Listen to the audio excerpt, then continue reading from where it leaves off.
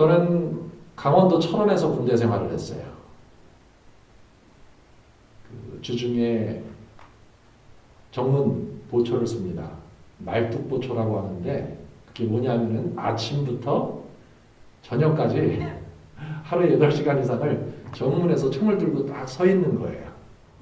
아침에 군복을 입고 또 총을 메고 정문에 가서 아침부터 서가지고 저녁까지 한 8시간 움직이지 않고 서 있으면은 그것도 쉬운 일은 아닙니다. 쉬운 일은 아닌데 저희 부대 앞에 큰 도로가 있었어요. 그래서 그 도로를 쳐다보고 있으면은 시내버스들이 왔다 갔다 합니다. 그럼 그 안에는 사람들이 타고 있잖아요. 근데 그 사람들은 참 자유롭게 자기들이 왔다 갔다 할 수 있는 곳을 그렇게 오고 가는데 저는 그것을 바라보면서도 갈 수가 없어요. 나갈 수가 없습니다. 밖에. 이게 보통 때는 괜찮은데 특별히 한 10월 정도가 되어서 가을이 되면은 가슴이 뭉클해져요. 그걸 볼 때마다. 그 버스를 타고 가는 사람들을 보면서 고향에 대한 생각, 친구에 대한 생각, 그리움, 외로움, 이러한 내 안으로부터의 간절함이 솟구쳐 오르는 것을 종종 느끼게 됩니다. 그래서 가을에는 특별히 그 정문 보초를 쓰는 게 조금 더 가슴 뭉클한 그러한 느낌을 저에게 전달해 주었죠. 우리가 아는 것처럼 우리 사람은 보이는 부분과 보이지 않는 부분이 있어요. 그건 누구든지 부인할 수 없습니다. 보이는 부분은 우리가 아는 대로 이 물질적인 부분을 말하는 거예요. 우리가 이 세상을 살아가면서 눈으로도 볼 수 있고 또 손으로도 잡을 수 있는 또 때로는 귀로도 들을 수 있고 입으로도 맛볼 수 있는 그런 모든 것을 포함합니다. 그런데 이런 보이는 것들이 결코 나쁜 것은 아니에요. 그렇죠? 아닙니다. 우리가 이 보이는 접촉을 통해서 정을 느끼기도 하고 또 내가 외로울 때 누군가가 와서 나를 살포시 끌어안아 주기도 하고 또 어깨를 토닥여 주기도 할 때 우리는 위로를 받기도 하고 또 힘을 얻기도 하는 거예요. 그런데 그러한 보이는 것 이면에 보이지 않는 부분들이 또 우리가 있기 때문에 바로 그런 보이는 부분들이 의미가 있는 것 아니겠습니까? 누군가 나를 만져줄지라도 내 마음속에 그 접촉에 대한 감동이 없고 또 정이 느껴지지 않는다면 큰 의미가 없지 않습니까? 사람과 사람의 만남도 그런 거 아니에요? 우리가 사람을 만나서 쳐다본다고 해서 어떤 의미가 있는 것이 아니라 누군가를 만나서 그 마음을 느끼게 될 때 그때 우리는 그 만남 속에서 감동을 느끼는 거예요. 그리고 의미를 찾게 되는 것입니다. 이렇게 보이지 않는 부분이 사실상은 더욱더 의미가 있기 때문에 보이지 않는 부분을 통해서 전달되어지는 그 가치와 의미를 통해서 보이는 부분도 참 가치를 발견하게 된다는 거죠. 예수님께서 언젠가 사람들을 만나셔서 특별히 제자들과 이야기를 하시면서 이런 말씀을 하시는 장면이 있습니다. 사람에게서 사람의 안에서 나오는 것이 있다는 거예요. 근데 우리 사람 안에서 나오는 것이 그리 썩 좋은 것은 아니라고 예수님께서 먼저 말씀을 해주십니다. 우리 성경 말씀 마가복음 7장 21절에서부터 살펴보면은 이는 속에서 즉 사람의 마음에서 어디에서? 사람의 마음 우리의 심령이라고도 하죠. 혹은 성경은 그것을 우리의 속사람이라고도 합니다. 우리 안에 있는 그 안의 존재로부터 나오는 것이 무엇이 나오는가? 예수님께서 이렇게 설명을 해주세요. 악한 생각과 간음과 음행과 살인과 도둑질과 탐욕과 악의와 사기와 방탕과 악한 눈과 하나님을 모독함과 교만과 어리석음이니 이런 모든 악한 것은 속에서 나와 어디에서 나와? 속에서 나와 그 사람을 더럽히느니라고 하시니라. 보십시오. 사람을 진짜 더럽히는 것은 밖에서부터 오는 것이 아니라는 거예요. 이미 안에 있다는 거예요. 우리 안에서부터 그게 나온다는 겁니다. 사실은 그 더러운 것들이 안에 있는데 보이는 부분으로 꽁꽁 포장이 돼서 그거를 못 보고 있을 뿐이에요. 성경은 하나님께서 우리의 외모를 보지 아니하시고 어디를 보신다고 말씀하셨죠? 중심. 그 중심이 무엇을 말하는 거예요? 우리의 마음 속을 말씀하는 거예요. 하나님은 그 속을 보고 계시는 겁니다. 이렇게 사람에게서는 더러운 것이 나온다. 보이지 않는 부분에 그런 더러움이 있다고 예수님께서 말씀을 해주셨습니다. 이건 안타까운 사실이에요. 안타까운 현실입니다. 여러분, 그러기 때문에 우리가 다른 사람을 만나서 그 사람이 내 기대에 미치지 못할지라도 실망하지 마십시오. 어쩔 수 없습니다. 우리는 모두가 그래요. 조금 잘나 보이는 사람, 조금 정리되어 보이는 사람은 외적인 모습으로 자기 안에 있는 것을 조금 더 철저하게 막고 있을 뿐이에요. 그걸 뿐이지 더 나은 사람은 아니라는 겁니다. 예수님이 보실 때. 좀 더 교묘하게 외적인 부분으로 자기 안에 있는 악과 더러움을 감추고 있을 뿐이라는 거예요. 그런데 그러한 껍질을 다 까고 나면은 그 안에는 뭐가 있다는 겁니까? 더러운 게 있다는 거예요. 악이 있다는 겁니다. 그걸 예수님께서 말씀을 해주세요. 근데 이러한 악과 관련해서 더 문제되는 게 있다는 겁니다. 그걸 성경에서 지금 우리에게 가르쳐주고 있어요. 사람에게서 나오는 그러한 누가 봐도 알 수 있는 더러움뿐만이 아니라 그러한 악이 교묘하게 그 사람의 포장을 통해서 드러나게 되는 또 하나가 있는데 그것이 바로 사람의 깨끗함이라는 거예요. 여러분, 깨끗함은 좋은 것 같죠? 근데 사람의 깨끗함은 눈으로 당장에 확인할 수 있는 더러움보다도 더 악한 것이라고 하나님께서 말씀을 해주시는 겁니다. 이사야서 64장 우리 6절에 보니까 이런 말씀이 있습니다. 같이 한번 읽어볼까요? 시작. 그러나 우리는 다 불결한 것 같고 우리의 모든 의는 더러운 걸레 같으며 또 우리는 다 잎사귀처럼 시들며 우리의 죄악은 바람처럼 우리를 옮겨간나이다. 그 말씀에 보니까 어떤 표현이 나옵니까? 우리의 의는, 사람의 의는 하나님께서 보실 때에는 더러운 걸레 같다는 것입니다. 사람들은 자기의 악을 교묘하게 포장을 해서 자기의 의로 드러냅니다. 그래서 나의 의로, 나의 선함으로 만들어내는 거예요. 하나님이 보실 때는 이게 더 문제라는 겁니다. 아예 악이 악으로 드러나면, 아예 더러움이 더러움으로 드러나게 되면 그것을 쉽게 인정하는데 그것이 교묘하게 포장이 되어서 밖으로 나올 때에 선으로 드러나게 되었을 때에는 이것을 통해서 사람들이 자기가 변화될 수 있는 가능성마저 배제를 시켜버리게 된다는 거예요. 자, 이것을 우리가 이해하는 것이 굉장히 중요합니다.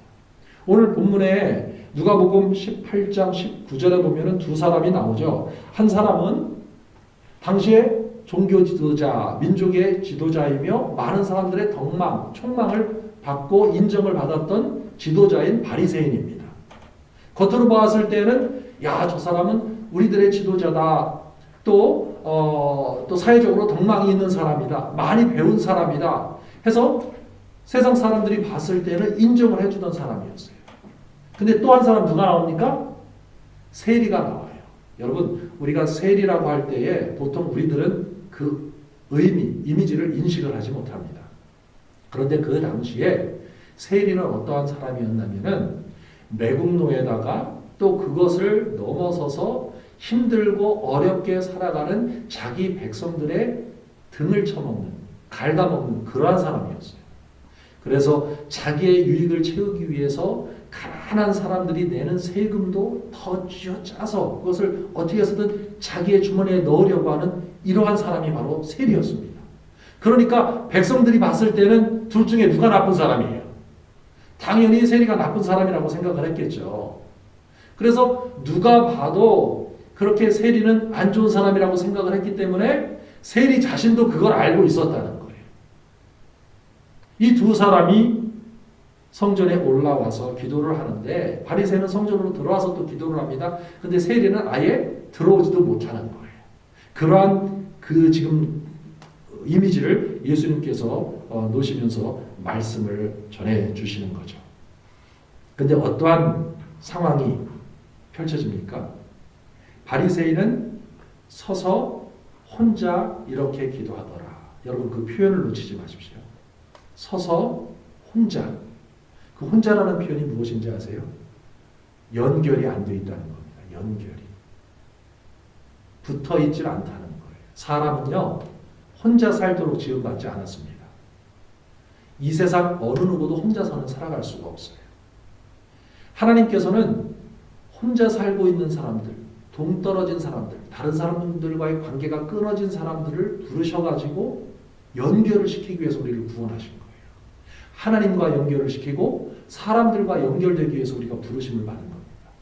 그런데 오늘 보니까는 그 바리새인은 서서 혼자 이렇게 기도합니다. 기도하는 내용이 뭐예요? 하나님이시여, 나는 다른 사람들, 그러면서 자기 자신을 이렇게 비교를 하죠. 즉 착취하고 불의하며 간음하는 사람들과 같지 아니하고, 하나님, 저는 저런 사람들하고 틀려요. 저는 죄를 짓지 않습니다. 저는 하나님이 시키는 거 다 했잖아요. 또 특별히 지금 자기 옆에 누가 보여요? 세리가 있습니다. 그러니까 하나님, 또 이 세리와도 같지 아니함을 감사합니다. 하나님, 저는 특별하게 하나님의 보석에 살고 있고 또 제 나름대로 잘하고 있어요. 이것은 다 저의 의입니다. 감사합니다. 나는 일주일에 2번 금식하고, 보십시오. 하나님, 저 잘하고 있잖아요. 내가 얻은 모든 것에 11조를 드립니다. 이 표현은 자기가 외적으로 봤을 때에 자기 생활에 있어서 조금 더 부족함이 없다라는 것을 표현하는 그러한 표현입니다. 그런데 두 번째 등장인물인 세리는 어떻게 기도합니까? 13절에 보니까 그 세리는 멀리 떨어져 서서 차마 눈을 들어 하늘을 우러러보지도 못하고 가슴을 치며 말합니다. 가슴을 치는 거예요.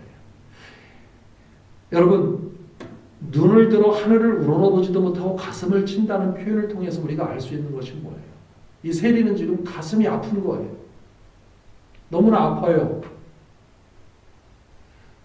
자기 자신이 다른 사람들과 연결되어 있지 못하다는 것 때문에, 또 그것을 넘어서서 힘들고 어렵게 살아가는 사람들, 또 주변에 있는 사람들과 하나가 되지를 못하고 또 그 사람들을 착취하고 있다는 자신의 그 죄악됨으로 인해서 마음이 아픈 거예요, 이 사람은. 그래서 하나님 앞에 섰을 때, 하나님, 이 답답하고 고통스럽고 아픈 제 가슴, 이것을 어떻게 해결할 방법이 없습니다. 너무나 고통스러워요. 저는 이렇게 살고 싶지 않은데 그래도 어쩔 수 없이 이렇게 살 수밖에 없는 반복된 저의 이 아픈 삶, 악한 삶, 죄악된 삶 때문에 저는 하나님 마음이 쓰라립니다. 이것을 지금 하나님 앞에 토로를 하고 있는 겁니다. 해결할 방법이 없어요. 이것을 어떻게 좀 해결을 하고 싶은데 어떻게 처리해야 되는지를 이 세리는 지금 모르고 있으니까, 그렇잖아요. 우리도 삶의 문제를 해결하고 싶은 문제가 있는데 그것을 해결할 수 없을 때는 어떻게 합니까? 가슴을 치는 거죠. 답답한 거예요, 지금. 이 세리가 지금 그렇게 가슴을 치면서 하나님께 고백하죠. 하나님, 저는 죄인인데요. 저에게 좀 자비를 베풀어 주십시오. 저는 자비가 필요합니다. 여러분, 자비와 은혜의 차이점을 아십니까? 긍휼, 자비, 은혜 다 그 개념상에 있어서 차이가 있어요. 긍휼은 불쌍히 여겨주는 전반적인 마음의 태도를 말하는 겁니다. 불쌍하게 여겨주는 거예요. 자비는 무엇인지 아세요? 자비는 마땅히 받아야 할 것을 주지 않는 거예요. 그것은 무슨 의미입니까? 죄인이 마땅히 받아야 될 것은 심판이죠. 그렇지 않습니까? 처벌이죠. 그런데 그 처벌과 심판을 주지 않는 것은 자비예요, 자비. 그럼 은혜는 무엇입니까? 은혜는 결코 받을 수 없는 것을 주는 것이 은혜예요. 여러분, 죄인은 선물을 받을 수 없고 혜택을 받을 수 없습니다. 그런데 은혜는 죄인에게 무엇을 해줘요? 선물을 줘요. 처벌을 안 해주는 것뿐만이 아니라 그 이상을 넘어서서 선물을 주는 것이 은혜입니다. 근데 지금 세리가 뭐라고 고백을 합니까? 하나님, 저는 자비가 필요합니다. 알거든요. 자기가 죄인이기 때문에, 자기가 이 속이 악한다는 것을 알기 때문에, 하나님, 저는 정말 처벌받을 수밖에 없고 심판받을 수밖에 없는데 하나님, 저에게 자비를 좀 베풀어 주십시오 라고 고백을 하는 거예요. 눈물을 흘리는 거죠. 이 세리는 지금 어디로 울고 있는 거예요? 가슴으로 울고 있는 겁니다. 여러분, 자기의 마음, 자기의 이 속을 들여다볼 수 있게 되었을 때는 가슴으로 울지 않을 수가 없어요. 지금 다른 사람의 잘못은 보이지를 않아요. 여러분, 내 눈에, 내 마음속에 다른 사람의 실수나 다른 사람의 잘못이 보인다는 것은 무엇입니까? 내가 지금 가슴으로 울고 있지 않다는 거예요. 자기 안에 있는 문제가 보일 때는 다른 사람의 문제는 지금 신경 쓸 틈이 없어요. 내가 지금 문제인데, 내가 하나님의 자비를 필요로 하는데, 내가 하나님의 용서를 필요로 하는데 다른 사람의 것은 어떻게 지금 내가 왈가왈부를 할 수 있습니까? 없죠. 지금 세리가 그 입장에 가는 거예요. 그러니까 예수님께서 이렇게 말씀을 하시죠. 내가 너희에게 말한다. 이 사람이, 세리가 저 사람, 포장이 되어가지고 포장이 꽁꽁 되어서 자기 자신을 싸매고 있는, 그래서 자기가 다른 사람들과 단절되어 있는데 그것도 모르고 사는 저 바리새인보다 이 사람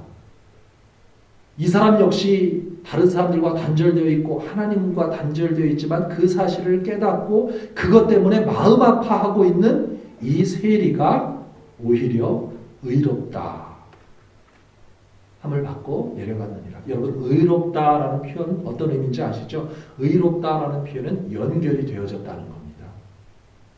불의하다는 것은 무엇이에요? 끊어졌다는 거예요. 그게 불의한 거예요. 하나님과 내가 끊어졌기 때문에 내가 불의한 거예요. 나와 다른 사람이 관계가 끊어졌을 때는 그 사람과 나와의 관계는 불의한 관계가 되는 겁니다. 저 사람과 나의 관계가 의롭다는 것은 무엇인지 아세요? 그 사람과 내 관계가 연결이 되어 있다는 거예요. 연결이 되어 있다는 표현은 무엇입니까? 그것은 마음을 알아준다는 거예요. 하나님과 내 사이가 연결이 됐다는 것은 무엇이에요? 이제는 하나님과 나의 마음이 통한다는 겁니다. 내가 하나님의 마음을 알아주고 내가 하나님이 어떻게 생각하시는지를 알고 내가 하나님의 그 심장을 받게 되었다는 거예요. 그것을 성경에서는 또 어떻게 표현합니까? 성령을 받게 되었다는 겁니다. 하나님의 마음을 받게 되었다는 거예요. 세리는 이제 이 하나님과의 관계가 연결이 되어서 집으로 내려가게 되었습니다. 그런데 세리는 그것도 몰랐을 거예요. 그렇지 않습니까? 그래도 자기 자신의 심장을, 자기 자신의 가슴을 하나님 앞에 토로했기 때문에, 진실하게 토로했기 때문에 드디어 이 세리는 하나님과의 관계가 연결되게 되었던 것이죠. 아마 이 성경에는 기록은 안 돼 있어도 집에 내려갔을 때 이 세리의 마음은 굉장히 편했을 거예요. 이제 안심이 되었을 겁니다. 하나님께서 그 마음을 주셨을 거라고 저는 생각을 합니다. 여러분, 우리가 예배에 와서 성공적인 예배자가 되었다는 것은 무엇입니까? 그것은 멋지게 예배를 드렸다는 것이 아니라 내 가슴이 찢어지고 내 가슴으로 울고 하나님과 나의 마음이 다시 연결된 것, 이것이 예배가 드려진 거예요. 이것이 중요한 겁니다. 이것이 없으면은 우리가 오고 가고 하는 것에 큰 의미는 없어요. 하나님이 오고 가는 것 때문에 감동받으시는 분 아니에요. 우리가 다른 사람을 만나도 그렇지 않습니까? 그 사람과의 만남이 10시간 만났어도 감동이 없으면 무슨 의미가 있어요? 근데 단 10분을 만났는데도 그 사람과 만나고 나니까 마음이 통하고 행복해지고 내가 이해받았다는 것, 또 내가 저 사람의 아픔을 알게 되었다는 것, 이런 연결이 있으면 그 마음은 감동이 있는 마음, 의미가 있는 그러한 만남이 되는 것이지 않습니까? 그렇죠. 그래서 여러분, 내 안에서 나오는 더러움, 가시적인 더러움뿐만이 아니라 나의 욕망, 나의 거짓, 이런 것뿐만이 아니라 그것이 포장되어서 나의 종교적인 열심으로 또 나의 다른 사람과의 비교로 나오는 것도 악하다는 것을 우리가 반드시 이해를 해야 합니다. 여기 이 바리새인이 나는 금식도 하고 나는 예물도 11조도 드리고 한다라고 얘기를 했는데 여러분, 그것이 잘못된 겁니까? 아니죠. 아니지 않습니까? 우리가 금식도 하고 예물도 드리고 또 주일에 예배도 참여하고 하는 것이 그게 왜 잘못된 거예요? 근데 문제가 뭐였어요? 여러분, 하나님께서 우리에게 요구하시는 모든 행위에는 눈에 보이는 외적인 형태가 아니라 그 형태에 담겨 있는 의미가 중요하다는 겁니다. 그렇죠? 그 의미를 알아야 돼요. 그런데 이 바리새인은 그 의미를 지금 모르고 있었던 거예요. 그게 문제라는 겁니다. 그것을 했다는 것이 문제가 아니에요. 그 의미를 몰랐다는 것이 문제라는 거죠. 신명기 14장 28절 29절에 보면은 이러한 표현이 나옵니다. 무슨 표현이에요? 매 3년 끝에 너는 그 해의 내 소산에서 모든 11조를 내어 내 성문을 안에 쌓아두어 레위인과 그는 너와 함께 몫이나 유업이 없으니 내 성문들 안에 거하는 타국인과 압이 없는 자와 과부가 와서 먹고 배부르게 할지니 그리함으로 주 너희 하나님께서 내가 하는 내 손의 모든 일에서 너에게 복을 주시리라. 하나님께서 이스라엘 백성들에게 너 금식해라, 너 성회로 함께 모여라, 너 예물을 드려라 했을 때 왜 그런 요구를 하신 거예요?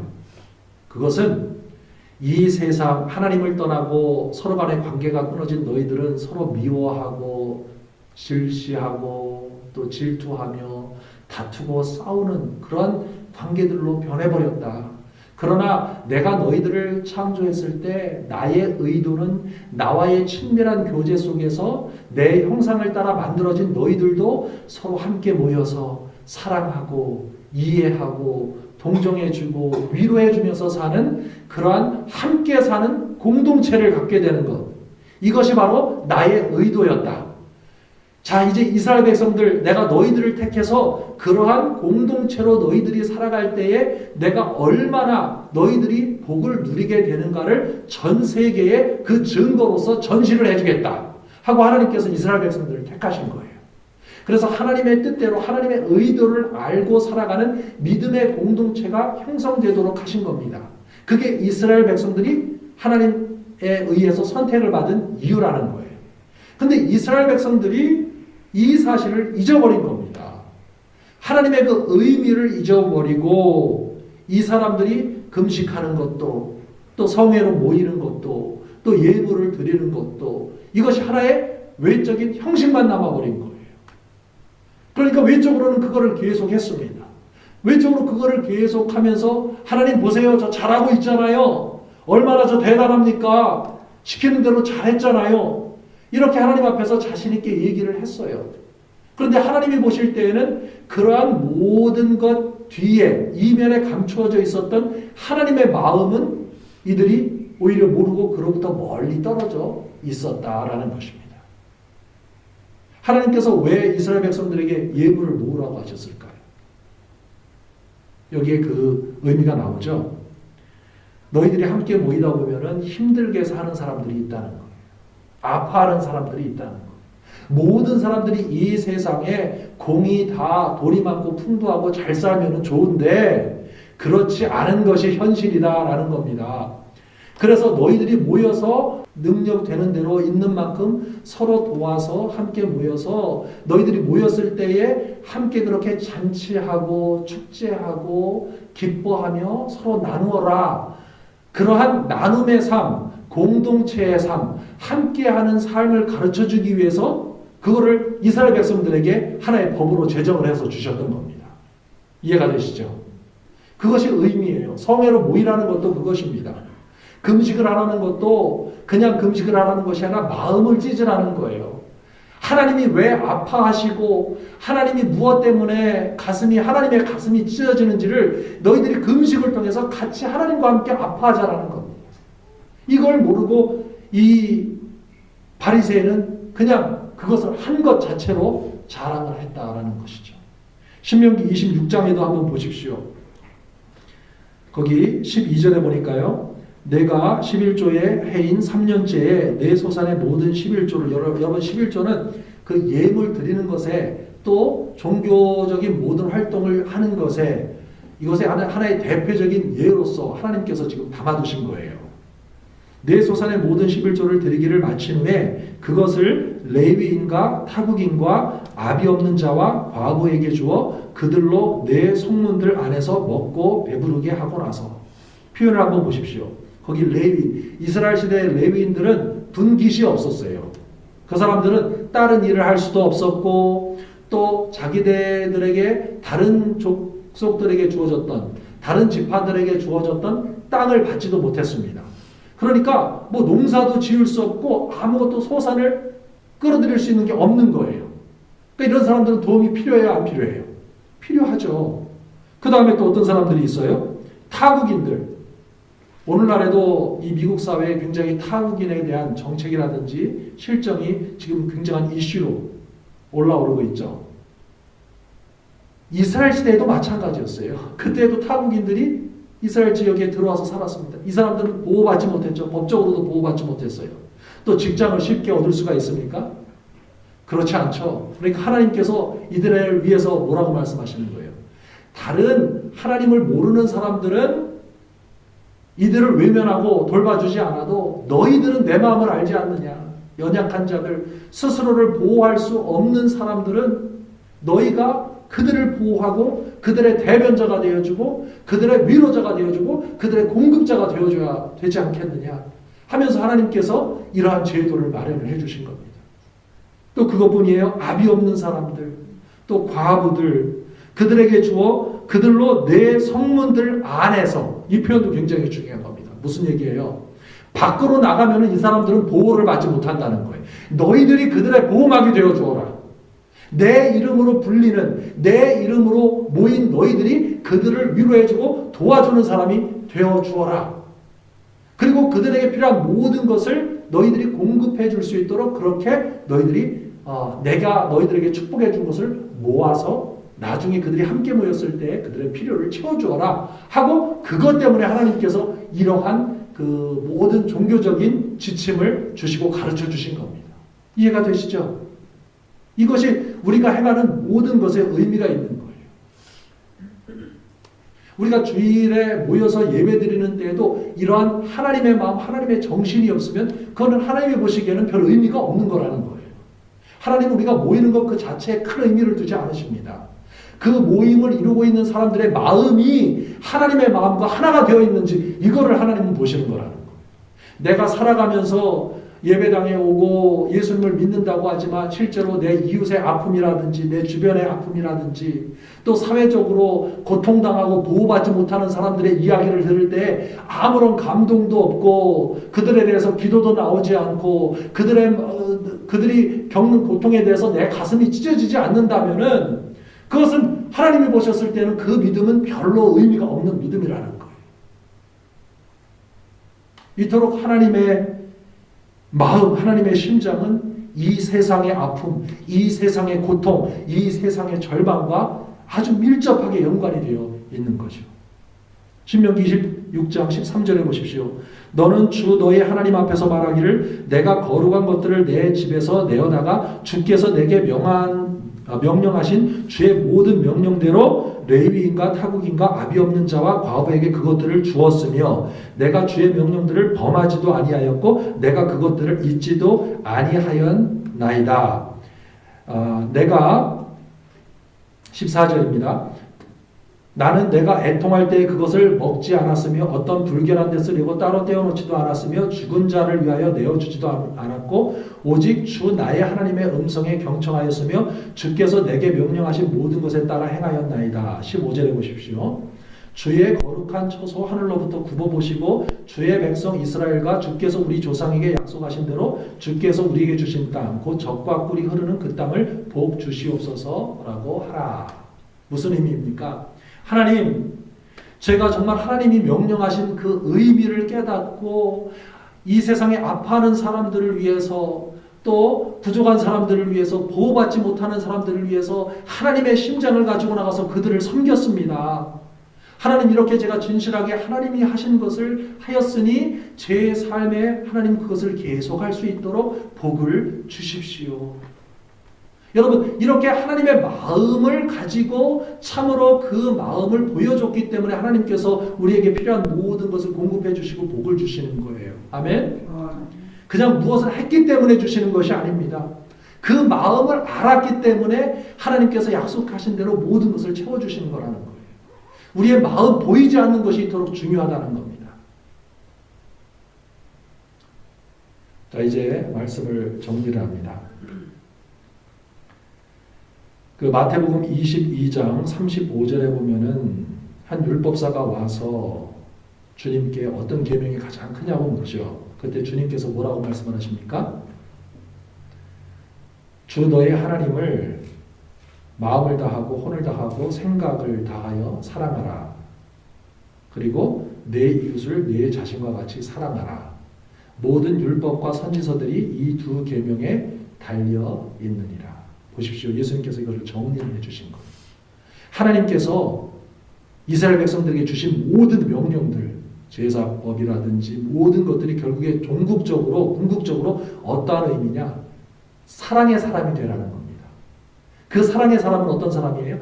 아파하고 연약하고 나보다 이 물질 세계에서 봤을 때 지금 좀 약해 보이는 사람들, 부족한 사람들에게 최선을 다해서 하나님이 축복해 주신 모든 것을 가지고 그들을 돌보라는 거예요.